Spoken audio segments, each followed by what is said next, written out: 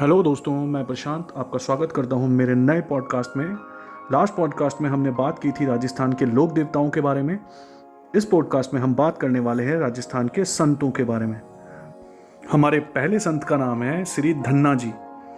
राजस्थान में धार्मिक आंदोलन का श्री गणेश करने का श्रेय धन्ना जी को ही है। धन्ना जी का जन्म टोंक जिले के धुवन गांव में 1415 ईस्वी में जाट परिवार में हुआ था। बाल्यकाल से ही इनकी प्रवृत्ति धार्मिक थी। कालांतर में धन्ना काशी जाकर आचार्य रामानंद के शिष्य बन गए। गुरु रामानंद के प्रभाव से ये निर्गुण उपासक हो गए। गुरु रामानंद ने इन्हें घर पर रहकर ही भक्ति करने का आदेश दिया। इन्होंने अपने पैतृक व्यवसाय कृषि में रहते हुए आत्मशुद्धि का प्रयास किया। धन्ना गुरु भक्ति में बड़ी निष्ठा रखते थे। इनका मत था कि गुरु भक्ति से ही परम पद की प्राप्ति हो सकती है। इन्होंने नाम स्मरण को ही ईश्वर प्राप्ति का प्रमुख साधन माना है तथा औपचारिकताओं और ब्राह्म आडंबरों का इन्होंने विरोध किया। ये आगे बात करते हैं हम हमारे अगले संत पीपा जी के बारे में। खींची राजपूत पीपा गागरोन झालावाड़ के शासक थे। इनका जन्म 1425 ईस्वी में माना जाता है। कालोपरांत पीपा काशी जाकर रामानंद जी के शिष्य बन गए। धन्ना के समान ही इन्हें भी गृहस्थ जीवन में रहते हुए भक्ति का आदेश प्राप्त हुआ।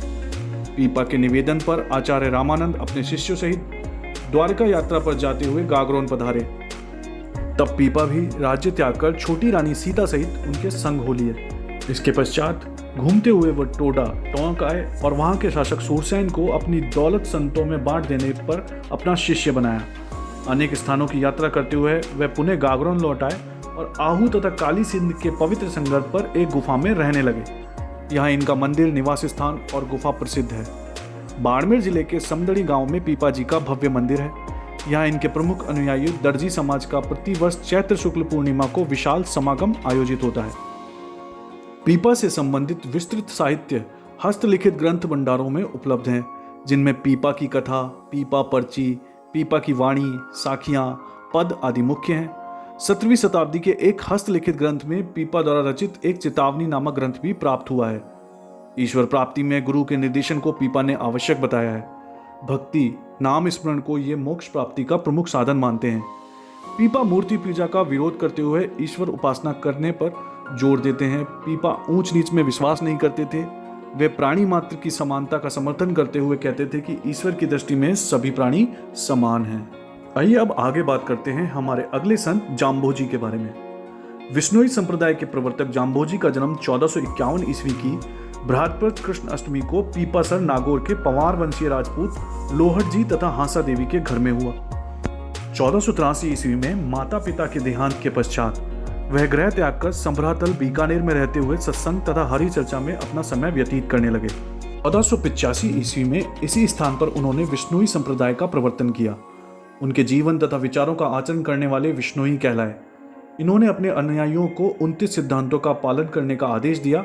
जीव कल्याण तथा वृक्षों की रक्षा प्राणोत्सर्ग करना इस संप्रदाय का इतिहास रहा है। पर्यावरण के प्रति लगाव के कारण जाम्भोजी को पर्यावरण वैज्ञानिक भी कहा जाता है। जाम्भोजी द्वारा रचित प्रमुख ग्रंथ जम्ब संहिता, जम्ब सागर शब्दावली, विष्णुई धर्म प्रकाश तथा जम्ब सागर है।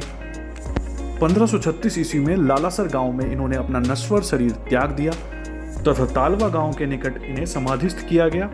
यह स्थान मुकाम कहलाता है। वर्ष में 2 बार फागुन और अश्विन की अमावस्या को यहाँ मेला लगता है। आइए आगे बात करते हैं हमारे अगले संत जसनाथ जी के बारे में। जसनाथी संप्रदाय के प्रवर्तक जसनाथ जी का जन्म 1482 ईस्वी को कतरियासर बीकानेर में हुआ था।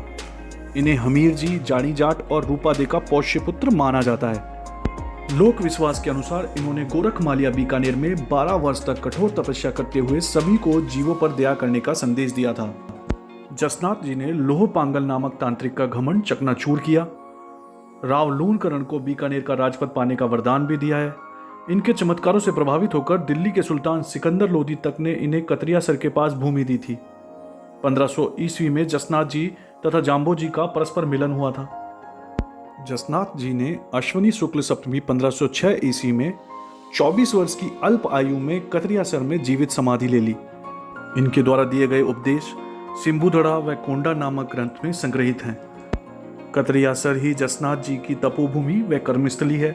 यहाँ वर्ष में 3 बार अश्वनी शुक्ल सप्तमी, माघ शुक्ल सप्तमी और चैत्र शुक्ल सप्तमी को विशाल मेले लगते हैं। आइए बात करते हैं हमारे अगले संत लाल दास जी के बारे में। लाल दासी संप्रदाय के प्रवर्तक लाल दास का जन्म मेवात प्रदेश अलवर के धोलीधूप गांव में श्रावण कृष्ण पंचमी 1504 ईस्वी में हुआ था। इनके पिता का नाम चांदबर और माता का नाम समदा था। लाल दास ने तिजारा के फकीर गदन चिश्ती से दीक्षित होकर उन्हीं की प्रेरणा स्वरूप धोलीधूप छोड़कर बांधोली ग्राम में सिंहशिला पहाड़ पर कुटिया बना ली। मेवात क्षेत्र में फैली धार्मिक व सामाजिक कुरीतियों को दूर करने हेतु लाल दास जी ने नैतिक शुद्धता पर बल दिया। संत लाल दास ने हिंदू और मुस्लिम दोनों धर्मों की अच्छाइयों को अपनाने के उपदेश दिए। इनका मानना था कि ईश्वर व अल्लाह एक है। जो दूसरों के कष्ट को पहुंचाता है स्वयं उनका जीवन कष्ट में हो जाता है। मैं मुसलमान लाल दास जी को पीर मानते हैं। लाल दास की चेतावनियाँ इनका मुख्य काव्य ग्रंथ है। नगला में 1648 ईस्वी में 108 वर्ष की दीर्घायु में इनका निधन हुआ। इनकी समाधि शेरपुर में है, जहां पर अश्विनी मास की एकादशी व माघ पूर्णिमा को मेला लगता है। आइए आगे बात करते हैं हमारे अगले संत हरिदास जी के बारे में। निरंजनी संप्रदाय के संस्थापक संत हरिदास का जन्म डीडवाना तहसील के कापड़ोद गांव में 1455 ईस्वी में हुआ। इनका मूल नाम हरि सिंह सांकला था और प्रारंभ में लूटमार करना इनका पेशा था, लेकिन एक सन्यासी के उपदेशों से इनका जीवन बदल गया। 1513 ईस्वी में इन्होंने बौद्ध ज्ञान प्राप्त किया और अपना नाम हरिदास रख लिया। इन्होंने निर्गुण भक्ति पर जोर दिया तथा कुरीतियों का विरोध किया। इन्होंने निरंजनी संप्रदाय प्रारंभ किया। इस संप्रदाय में परमात्मा को अलख निरंजन या हरि निरंजन कहा जाता है। संत हरिदास के आध्यात्मिक विचार मंत्र, राजप्रकाश और हरि पुरुष की वाणी नामक ग्रंथों में संकलित हैं। डीडवाना में 1543 ईस्वी में इनका देहांत हुआ। आइए आगे बात करते हैं हमारे अगले संत दादू दयाल जी के बारे में। राजस्थान के कबीर दादू दयाल का जन्म अहमदाबाद गुजरात में फाल्गुन शुक्ल अष्टमी 1544 ईस्वी को माना जाता है। बुद्धन वृद्धानंद नामक संत से दीक्षा ग्रहण करके दादू 1568 ईस्वी में सांभर आकर रहने लगे तथा दुनिया का कार्य आरंभ कर दिया। यहाँ से दादू ने उपदेश देना आरंभ किया। 1575 ईस्वी में दादू अपने 25 शिष्यों के साथ आमेर चले आए, जहाँ अगले 14 वर्षों तक इन्होंने निवास किया। दादू ने 1585 ईस्वी में मुगल सम्राट अकबर से भेंट करने हेतु फतेहपुर सीकरी की यात्रा भी की थी। दादू तत्कालीन ढूंढाड़ और मारवाड़ राज्यों में यात्रा करते हुए उपदेश देते हुए 1602 ईस्वी में फुलेरा के समीपवर्ती ग्राम नारायणा में आ गए। यही ज्येष्ठ कृष्ण अष्टमी 1603 ईस्वी को इन्होंने देह त्याग दिया। दादू के पार्थिव शरीर को उनके निर्देशानुसार ही समीपस्थ भैराना की पहाड़ी के नीचे दादू खोल नामक स्थान पर रख दिया गया था। दादू पंथी इस स्थान को अत्यंत पवित्र मानते हैं। दादू ने ब्रह्म, जीव, जगत और मोक्ष पर अपने उपदेश सरल भाषा सधुक कड़ी में दिए हैं। दादू जी की वाणी तथा दादू जी दोहा नामक ग्रंथों में दादू के उपदेश और विचार मिलते हैं। दादू कबीर की ही तरह सुधारवादी आचरण और मोक्ष के मूल्यों को मानने वाले परमत्व की तलाश करने वाले थे। दादू ने कर्मकांड, जाति प्रताप, मूर्ति पूजा, रूढ़िवादिता आदि का घोर विरोध किया। गरीबदास, मिस्किनदास, सुंदरदास, बखनाजी, रज्जब, माधोदास आदि दादू के प्रसिद्ध शिष्य थे। आइए आगे बात करते हैं हमारे अगले संत मीराबाई के बारे में। कृष्ण भक्त कवयित्री व गायिका मीराबाई 16वीं सदी के भारत के महान संतों में से एक थी। मीरा को राजस्थान की राधा भी कहा जाता है। इनका जन्म मेड़ता के राठौड़ रावदूदा के पुत्र रतन सिंह के घर में कुड़की पाली नामक ग्राम में 1498 ईस्वी के लगभग हुआ था। इनके पिता रतन सिंह राठौड़ बाजोली के जागीरदार थे। मीरा का लालन पालन अपने दादाजी के यहाँ मेड़ता में हुआ। इनका विवाह 1516 ईस्वी में राणा सांगा के ज्येष्ठ पुत्र युवराज भोजराज के साथ हुआ था, पर विवाह के कुछ वर्ष पश्चात ही पति की मृत्यु हो जाने से यह तरुण अवस्था में ही विधवा हो गई। मीरा का साधु संतों में उठना बैठना और उनके साथ भजन कीर्तन करना इनके देवर राणा विक्रमादित्य को पसंद नहीं आया।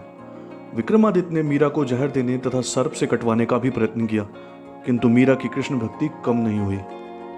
कृष्ण भक्ति का विचार मीरा को अपनी दादी से प्राप्त हुआ था। एक बार एक बारात को दूल्हे सहित जाते देखकर बालिका मीरा अत्यधिक प्रभावित हुई और अपनी दादी के पास जाकर उत्सुकता से अपने दूल्हे के बारे में पूछने लगी। दादी ने तुरंत ही गिरधर गोपाल का नाम बता दिया। मीरा को तभी से गिरधर गोपाल की लगन लग गई। मीरा अपने अंतिम समय में गुजरात में द्वारिका के डाकोर स्थित रणछोड़ मंदिर में चली गई। वहीं 1547 ईस्वी में अपने गिरधर गोपाल में विलीन हो गई। मीरा जी की पदावलियां प्रसिद्ध हैं। इनकी भक्ति की मुख्य विशेषता यह थी कि इन्होंने ज्ञान से अधिक भावना व श्रद्धा को महत्व दिया। मीरा की भक्ति माधुर्य भाव की रही। आइए आगे बात करते हैं हम संत रानाबाई के बारे में। राजस्थान की दूसरी मीरा संत रानाबाई का जन्म मारवाड़ के हरनावा मकराना के पास गांव में वैशाख शुक्ल तृतीया को 1504 ईस्वी में एक जाट परिवार में हुआ। इनके पिता का नाम राम गोपाल तथा माता का नाम गंगाबाई था। पालड़ी के संत चतुरदास की शिष्या रानाबाई कृष्ण भक्त थी। 66 वर्ष की उम्र में हरनावा गांव में फाल्गुन शुक्ल त्रयोदशी को 1570 ईस्वी में रानाबाई ने जीवित समाधि ली। यहाँ प्रतिवर्ष भाद्रपद शुक्ल त्रयोदशी को एक विशाल मेला आयोजित किया जाता है। आइए आगे बात करते हैं हमारे अगले संत मावजी के बारे में। संत मावजी का जन्म 1714 ईस्वी में साबला गांव में हुआ था। संत मावजी ने अपने विचारों को स्थायी एवं साकार रूप देने हेतु निष्कलंक यानी पवित्र एवं पाप रहित नामक संप्रदाय की स्थापना की। कहा जाता है कि जब इनकी आयु 12 वर्ष थी तो यह घर छोड़कर माही और सोम नदी के संगम पर एक गुफा में तपस्या करने लगे। इसी स्थान पर संवत 1784 माघ शुक्ल एकादशी गुरुवार को इन्हें ज्ञान प्राप्त हुआ और उसी दिन वहां पर मावजी ने वेणेश्वर अर्थात वेण वृंदावन नामक धाम की स्थापना की। इसके बाद इन्होंने धर्मोपदेश देना प्रारंभ कर दिया और अपने शिष्यों में बिना किसी भेदभाव के सभी जातियों के लोगों को शामिल किया। इन्होंने लसाड़ा के पटेल भक्त की दान राशि से अहमदाबाद से कागज मंगवाया और धूलागढ़ में एकांतवास करके 5 बड़े ग्रंथों की रचना की, जिनके छंदों की संख्या 72,96,000 बतलाई जाती है। वाद विवाद की शैली में लिखे ये ग्रंथ चोपड़ा कहलाते हैं। मावजी के ये चोपड़े केवल दीपावली के दिन ही बाहर निकाले जाते हैं। मावजी के अनुयायी इन्हें विष्णु का 10वां अवतार कल्कि अवतार मानते हैं। डूंगरपुर जिले में इनके अनुयायी बड़ी संख्या में हैं। इनका मुख्य मंदिर साबला में है, जहां मावजी की शंख, चक्र, गदा और पद्म सहित घोड़े पर सवार चतुर्भुज मूर्ति है। बेणेश्वर धाम पर माघ शुक्ल पूर्णिमा को सोम, जाखम और माही नदियों के त्रिवेणी संगम पर मेला लगता है। आइए आगे बात करते हैं हमारे अगले संत रामचरण जी के बारे में। जयपुर राज्य के अंतर्गत सोडा गांव में माघ शुक्ल चतुर्दशी 1719 ईस्वी को वैश्य कुल में बखत राम और देव जी के यहाँ रामकिशन, रामचरण जी का मूल नाम, का जन्म हुआ। मेवाड़ के दांतड़ा ग्राम में महाराज कृपाराम जी से 1751 ईस्वी को दीक्षा प्राप्त करके रामकिशन रामचरण बन गए। 1758 ईस्वी में गलता जी के मेले के समय साधुओं के धर्म के प्रतिकूल व्यवहार को देखकर इनका मन संसार से उचट गया तथा रामचरण जी वैरागी हो गए। इसके बाद भीलवाड़ा में साधना करते हुए इन्होंने निर्गुण भक्ति और सभी के प्रति प्रेम का उपदेश दिया। मूर्ति पूजकों द्वारा परेशान करने पर रामचरण कुहाड़ा गांव चले गए। शाहपुरा से निमंत्रण प्राप्त होने पर वह शाहपुरा चले गए। शाहपुरा नरेश रण सिंह ने इनके रहने के लिए एक छतरी का निर्माण करवाया और एक मठ भी स्थापित किया। राम नाम स्मरण करते हुए 1798 ईस्वी में शाहपुरा में ही इनका निधन हुआ। इनके आध्यात्मिक उपदेश अणभेवाणी नामक ग्रंथ में संकलित हैं। रामचरण जी द्वारा प्रवर्तित पंथ रामस्नेही संप्रदाय के नाम से प्रसिद्ध है। इस संप्रदाय की 4 प्रधान शाखाएं मानी गई हैं। इन शाखाओं में रामचरण को शाहपुरा शाखा का संस्थापक बताया गया है। अन्य 3 शाखाओं रेण सिंगथल और खेड़ापा शाखा के संस्थापक क्रमशः दरियाव जी, हरिराम दास जी तथा रामदास जी माने गए हैं। रामस्नेही संप्रदाय का फूल डोल महोत्सव इस संप्रदाय की अपनी विशेषता है। आइए आगे बात करते हैं महर्षि नवल राम जी की। नवल संप्रदाय के संस्थापक नवल राम का जन्म भाद्रपद कृष्ण अष्टमी विक्रम संवत 1840 को हर्षोलाभ नागौर में दलित समुदाय से संबंधित एक मेहतर परिवार में हुआ। बचपन में आध्यात्मिकता की ओर इनका झुकाव देखकर इनके पिता खुशाल राम ने इन्हें रामानंद संप्रदाय के संत कर्ता राम के पास भेज दिया। गुरु कर्ता राम ने ही इनका नाम नवल राम रखा। इन्हें निर्गुण व निराकार ईश्वर का उपदेश दिया। महर्षि नवल राम ने देश में जगह जगह भ्रमण कर शिक्षा के महत्व पर बल दिया। इन्होंने समाज में व्याप्त रूढ़िवादी दृष्टिकोण, आडंबरों, जादू टोना, सती प्रथा, अस्पृश्यता, पर्दा प्रथा, बाल विवाह आदि धार्मिक एवं सामाजिक कुरीतियों का विरोध करते हुए जनमानस को जागरूक किया। महर्षि ने सत्य, गुरु और ईश्वर भक्ति को मोक्ष प्राप्त करने में सहायक माना। इन्होंने एकेश्वरवाद का समर्थन किया और निराकार ईश्वर की उपासना पर बल दिया। साधो भाई हम निर्गुण दीदारा, नाम अनाम में ना ही हो, अभे अखंड स्वरूप हमारा। महर्षि नवल राम ने मारवाड़ी भाषा में अनेक भजन, दोहे, श्लोक, छंद एवं चिपाइयों की रचना की। मारवाड़ के शासक मान सिंह इनका बड़ा सम्मान करते थे। नवल संप्रदाय की प्रमुख पीठ जोधपुर में है। तो देखा दोस्तों, आज हमने बात करी राजस्थान के संतों के बारे में। अगर आपको ये पॉडकास्ट पसंद आया है तो प्लीज़ मेरे चैनल को सब्सक्राइब करें और लाइक करके मुझे बताएं कि आप लोगों को ये कितना पसंद आया है। मैं इसी तरीके का पॉडकास्ट आप लोगों के लिए बनाता रहूँगा। और अब मैं आपसे विदा लेना चाहूँगा। मिलते हैं हमारे अगले पॉडकास्ट में। बाय।